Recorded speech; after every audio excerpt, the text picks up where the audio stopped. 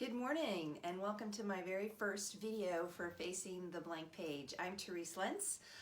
Yes, it looks like I'm going skiing, but it's just really cold in my house. And the Kings are on a 5-game winning streak, so I feel like I really need to support them right now.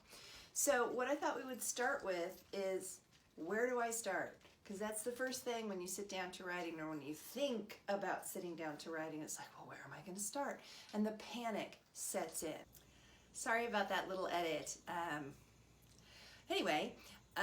So the panic sets in, and so what I like to do is think about starting the day. And what do you do when you start the day? You do a big stretch, you wake up, you're like, oh. Same thing when I work out.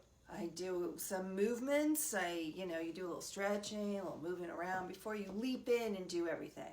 We call them warm-ups, and so that's what we need to do as writers, warm up.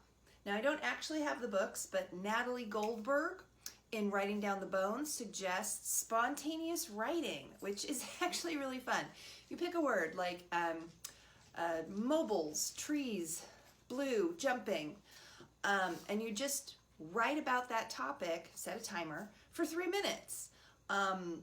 When the timer goes off, go back and see if you have any really good ideas that you want to remember, highlight them, or maybe somewhere in there you realized where you wanted to go next with what you're really working on. If that happens, then just shift over to final draft or wherever you're writing and begin your writing day. Now, Julia Cameron, who wrote The Artist's Way, she recommends a thing called morning pages. Now, that's a 12-week course, and you're supposed to write 30 minutes every day. Actually, it's 3 pages that takes about 30 minutes every day. We don't need to be that drastic, but it's kind of a stream of consciousness purging, if you will. So again, set the timer. I usually do between 3 and 5 minutes, depending on how much I feel like I have to purge.